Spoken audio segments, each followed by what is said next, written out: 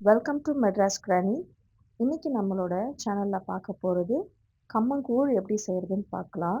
கிராமத்து ஸ்டைல்ல தான் இத வந்து செய்ய போறேன். ஆனா, புளிக்க வச்ச தண்ணி இல்லாம நம்ம ஈஸியா எப்படி செய்றதுன்றத பார்க்கலாம்.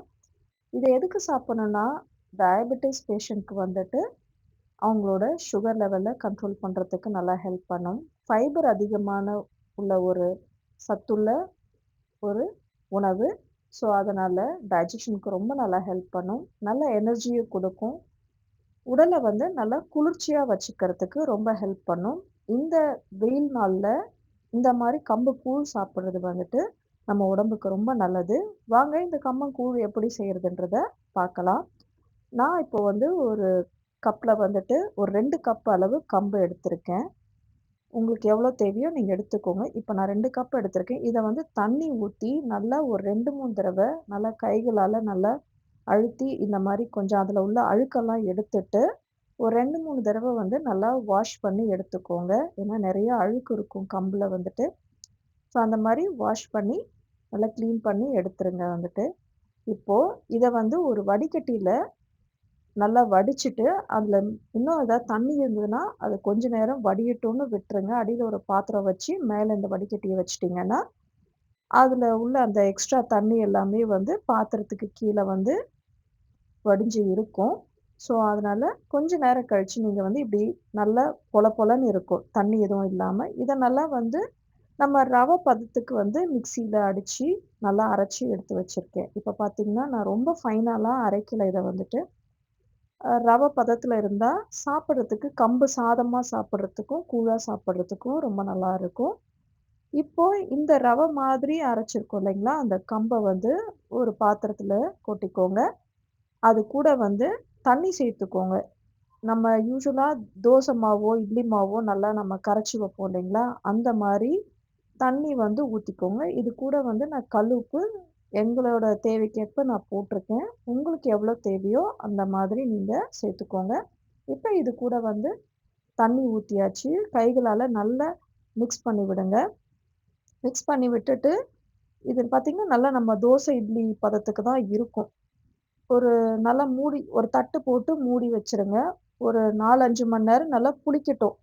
புளிச்சு வரட்டும். இப்ப வந்து 1 கப்புக்கு நான் வந்து 3 4 கப் அளவு வரைக்கும் கூட நீங்க தண்ணி யூஸ் பண்ணலாம். நான் ஏற்கனவே தண்ணி வந்து அளந்து வச்சிருக்கேன். ஸோ, நான் வந்து 3 கப்பு 1 கப்புக்கு 1 கப்பு கம்புக்கு 3 கப் அளவு தண்ணி யூஸ் பண்றேன். இப்போ அது தண்ணி கொதிக்க வச்சுட்டேன். இப்ப பார்த்தீங்கன்னா, நம்ம அ கம்பு வந்து புளிக்க வச்சோம் இல்லைங்களா? அது ரெடி ஆயிடுச்சு. நான் ஒரு 4, 5 மணி நேரம் தான் புளிக்க வச்சேன். அந்த புளிப்பு எனக்கு போதும் அப்படின்றதுனால, இன்னும் கொஞ்சம் புளிப்பு அதிகமா தேவைன்னா, நீங்க வந்து இன்னும் கொஞ்சம் நேரம் வச்சு எடுக்கலாம். இப்போ இந்த நல்லா மிக்ஸ் பண்ணி விடுங்க. ஏன்னா எல்லாம் கீழ அப்படியே நல்லா படிஞ்சு இருக்கும். அதனால வந்துட்டு ஒரு கரண்டியால நல்லா மிக்ஸ் பண்ணி விடுங்க. இப்போ நம்ம தண்ணி வந்து நல்லா கொதிக்க ஆரம்பிச்சிருச்சு. நல்லா கொதிச்சதுக்கு அப்புறமேல் தான் வந்து இந்த நம்ம புளிக்க வச்சிருக்க அந்த கம்ப வந்து ஊத்தணும். கைவிடாம கிண்டிக்கிட்டே இருக்கணும். இல்லன்னா வந்து கீழ அடி புடிச்சு தீஞ்ச ஸ்மெல் வந்துரும். அது நல்லா இருக்காது சாப்பிடுறதுக்கு. கொஞ்ச நேரம் இப்படி கைவிடாம கிண்டிக்கிட்டே இருந்தீங்கன்னா, உங்களுக்கே தெரியும். கொஞ்சம் கெட்டிப்பதம் வந்துரும் அது வந்துட்டு. நல்லா நம்ம ஆரம்பத்துல ஊத்துன அளவுக்கு அந்த தன்மை இல்லாம, கொஞ்சம் வந்து நல்லா கெட்டித்தன்மை வந்துரும். இப்ப பார்த்தீங்கன்னா, அந்த கெட்டித்தன்மை வந்துருச்சு. ஆனா கைவிடாம கிண்டிக்கிட்டே இருக்கிறத மட்டும் ஞாபகமா வச்சு பண்ணிடுங்க. இப்ப ரொம்ப ஈஸியான மெத்தட் எனக்கு தெரிஞ்சது வந்துட்டு, ரொம்ப ஈஸியா செய்றது இப்படி தான் நான் செய்வேன். ஆ ஒரு குக்கர்ல கொஞ்சம் தண்ணி ஊத்தி வச்சுட்டு, அதுல வந்து இப்ப நம்ம ஏற்கனவே அ வேக வச்சு வச்சிருந்த அந்த கம்ப அந்த பாத்திரத்தோட தூக்கி உள்ளார வச்சுட்டு, விசில் போட்டுருங்க. விசில் போட்டுட்டு ஒரு 7, 8 விசில் கூட நல்லா தாராளமாவே விடலாம். விட்டுட்டு ஒரு 7, 8 விசில் இப்ப வந்துருச்சு.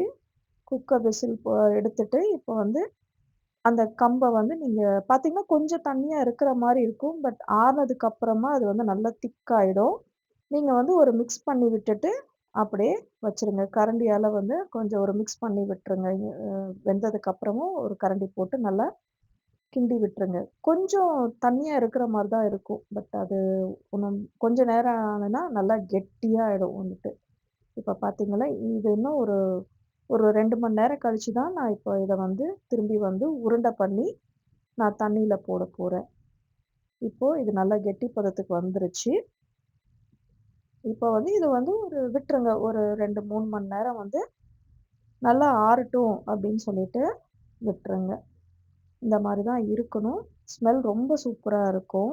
அப்படியே கூட உடனே நீங்க வந்து குழம்பு ஊத்தி சாப்பிடுறவங்களா இருந்தா, முருங்கைக்கீரை குழம்பு வச்சு சாப்பிடுவாங்க. அது உடனே சாப்பிடலாம். இல்ல நான் வந்து உருண்டை புடிச்சு தான் வச்சுட்டு, ஒரு 2, 3 நாளைக்கு வச்சு சாப்பிட போறேன் அப்படின்னா, கொஞ்ச நேரம் ஆறட்டும். ஓரம்லாம் வந்து தண்ணி கையில தொட்டுட்டு, நல்லா வழிச்சு விட்டீங்கன்னா, அது காயாம நல்லா இருக்கும்.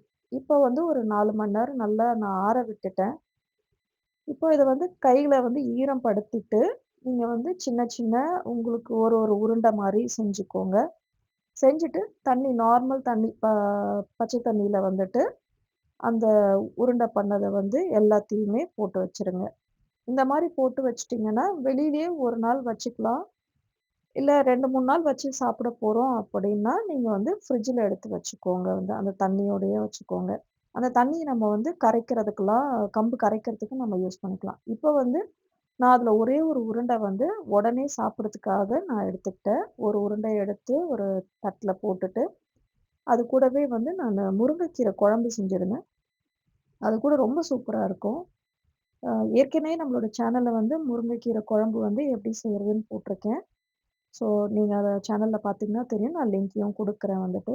ஸோ இந்த கீரை குழம்போட சாப்பிடுறதுக்கு ரொம்ப சூப்பரா இருக்கும்.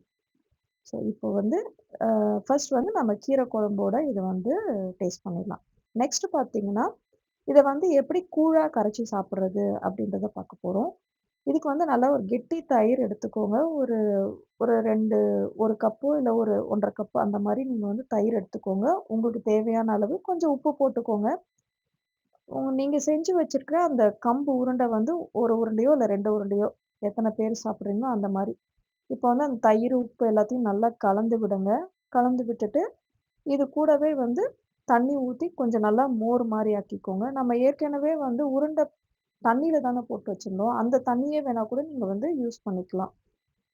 ஸோ இப்போ வந்து தண்ணி ஊத்தி கொஞ்சம் வந்து நல்லா மோர் பதத்துக்கு ரெடி பண்ணி வச்சுருங்க. இத மிக்ஸ் பண்ண பிறகு இப்ப பார்த்தீங்கன்னா வந்துட்டு இந்த மாரி லூஸா இருக்கும். இப்ப நம்ம வந்து கம்ப எடுத்து நம்ம உருண்ட பண்ணி வச்சிருக்கோம் இல்லைங்களா? அந்த கம்ப வந்து இந்த மோர்ல வந்து சேர்த்துருங்க.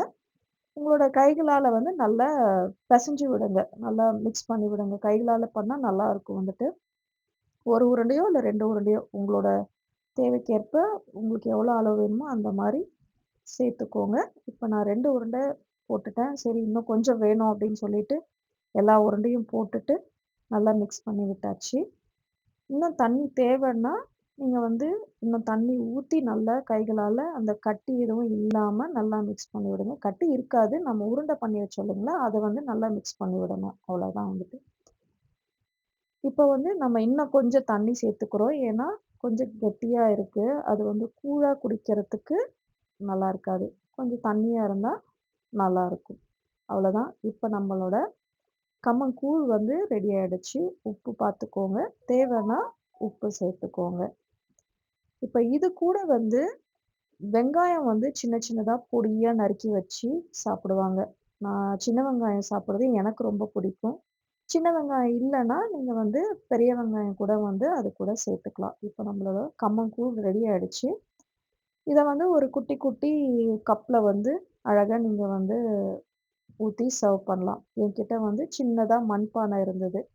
இந்த குல்ஃபி எல்லாம் வாங்குனபோது குடுத்தாங்க. அந்த மண்பானைய நான் வந்து கழுவிட்டு நான் வச்சிருந்தேன்.